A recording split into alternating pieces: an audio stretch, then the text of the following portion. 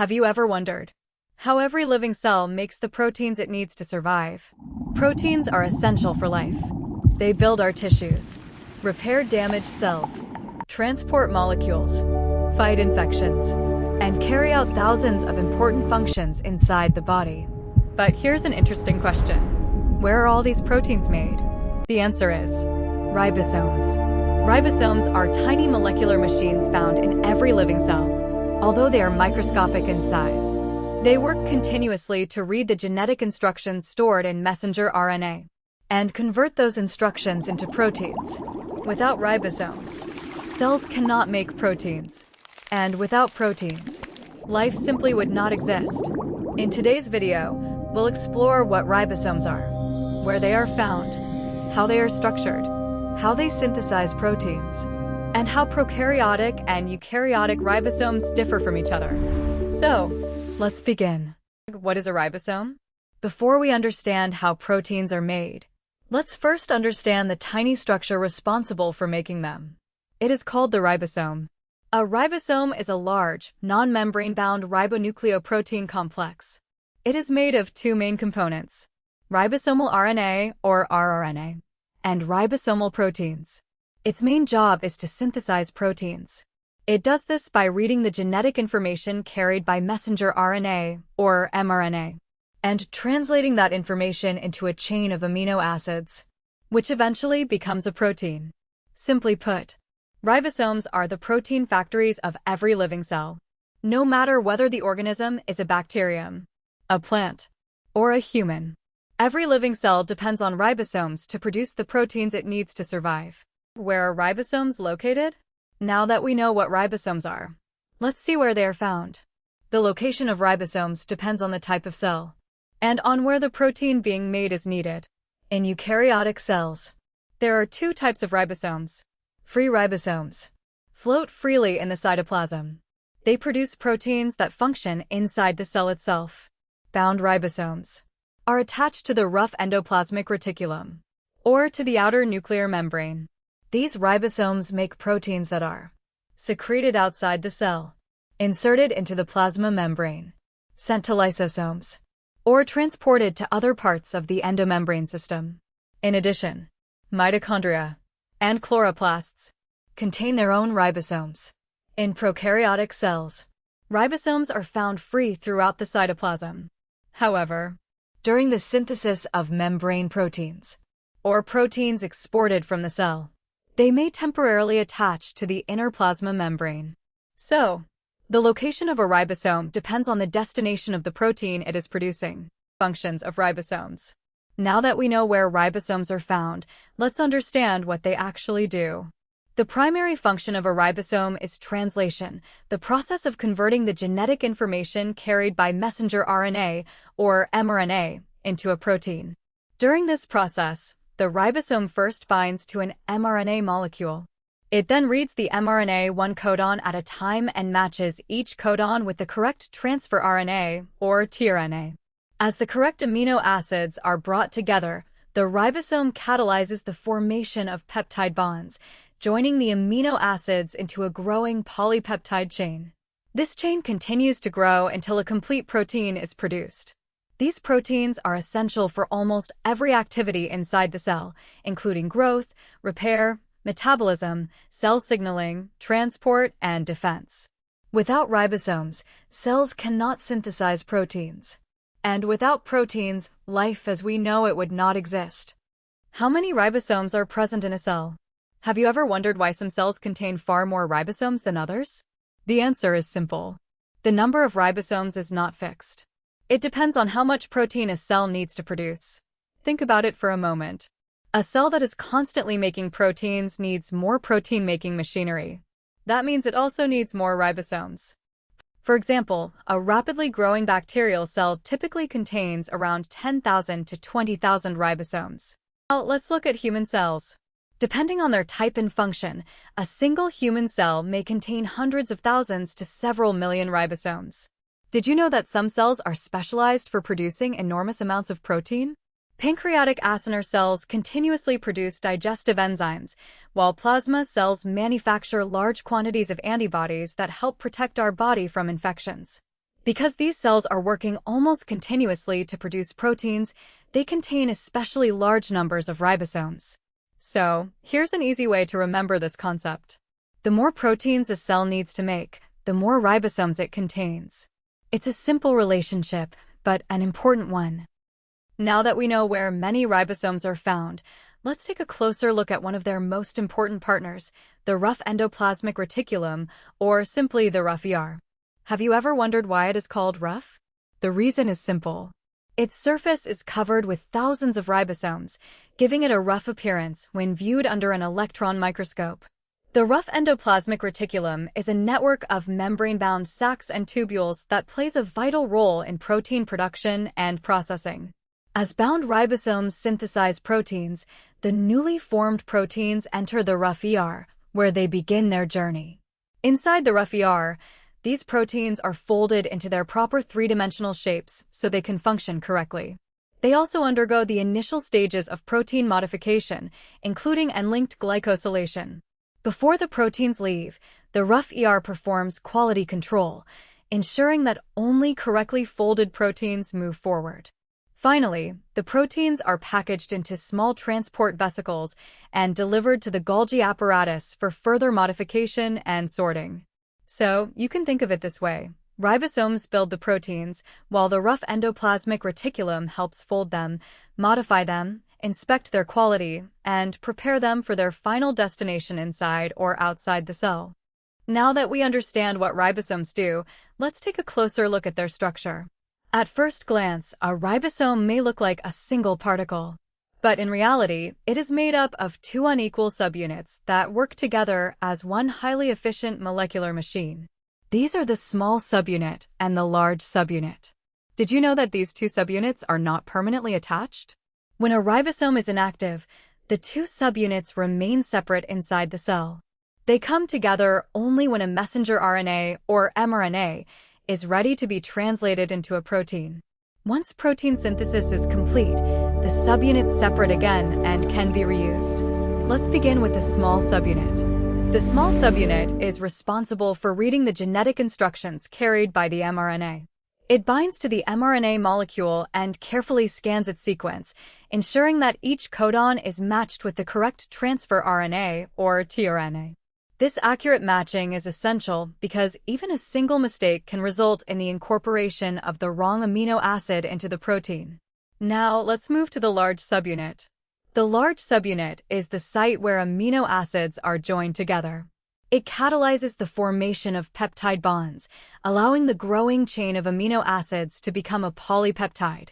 As the protein is being synthesized, it passes through a narrow passage called the peptide exit tunnel, where the newly formed polypeptide chain begins to emerge from the ribosome. Inside the large subunit are three important binding sites for transfer RNA molecules. The first is the A site, or aminoacyl site. This is where a new aminoacyl tRNA carrying the next amino acid enters the ribosome. Next is the P site, or peptidyl site. Here, the growing polypeptide chain is held while the next amino acid is added. After a tRNA has delivered its amino acid, it becomes empty and leaves the ribosome through this site. A simple way to remember these sites is A for arrival, P for peptide, and E for exit. Here's another fascinating fact. For many years, scientists believed that proteins carried out all catalytic reactions inside cells. But ribosomes proved that idea was incomplete. The catalytic center responsible for forming peptide bonds is actually made entirely of ribosomal RNA, not protein. This means that the ribosome itself functions as a ribozyme, an RNA molecule capable of catalyzing a chemical reaction. This remarkable discovery changed our understanding of molecular biology and highlighted the central role of RNA in the evolution and function of living cells. So, although the ribosome contains both proteins and ribosomal RNA, it is the ribosomal RNA that forms the structural and functional core of this extraordinary molecular machine, making protein synthesis possible in every living cell. By now, you might be wondering, do all living organisms have ribosomes? The answer is yes. Ribosomes are found in every cellular organism on Earth. Whether it is a tiny bacterium, a single-celled protist, a fungus, a plant, or a complex animal like humans, every cell depends on ribosomes to produce the proteins needed for life. In fact, ribosomes are considered one of the most fundamental and universal structures found in living cells. Without them, cells would be unable to synthesize proteins that are essential for growth, metabolism, repair, communication, and countless other biological processes. But what about viruses? Interestingly, viruses do not have ribosomes of their own. This is one of the major reasons why viruses cannot survive or reproduce independently. Instead, once a virus enters a host cell, it hijacks the host's ribosomes and uses them to manufacture viral proteins. These proteins are then assembled into new virus particles, allowing the infection to spread. So, while every cellular organism has its own ribosomes, viruses are completely dependent on the ribosomes of the cells they infect. This difference is one of the key features that distinguishes viruses from living cells. Now, let's compare the ribosomes found in prokaryotic and eukaryotic cells. Although they perform the same function, making proteins, they are not exactly the same. The first difference is their size. Ribosomes are measured in Spedberg units, abbreviated as S. Have you ever wondered what this S actually means? What is a Spedberg unit? Before we understand why ribosomes are called 30S, 50S, 70S, 40S, 60S, and 80S, we first need to understand what the letter S means. S stands for Spedberg unit. It is a unit used to describe the sedimentation coefficient of a particle. In simple terms, sedimentation means the movement of particles toward the bottom of a tube when a force is applied, such as during ultracentrifugation.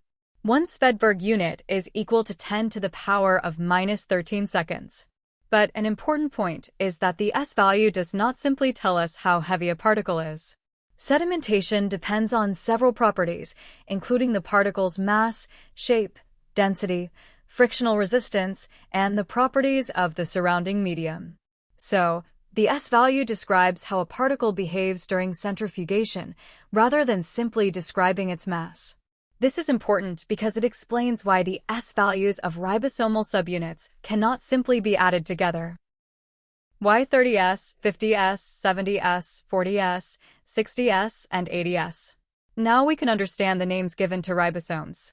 In bacteria and archaea, the complete ribosome is called a 70S ribosome. It is made of 2 subunits, a 30S small subunit and a 50S large subunit. Notice something important. 30 plus 50 does not equal 70. This is because Spedberg values are sedimentation coefficients, not simple measurements of mass. When the 2 subunits associate, their shape and sedimentation behavior change. In eukaryotic cytoplasmic ribosomes, the complete ribosome is called an 80S ribosome.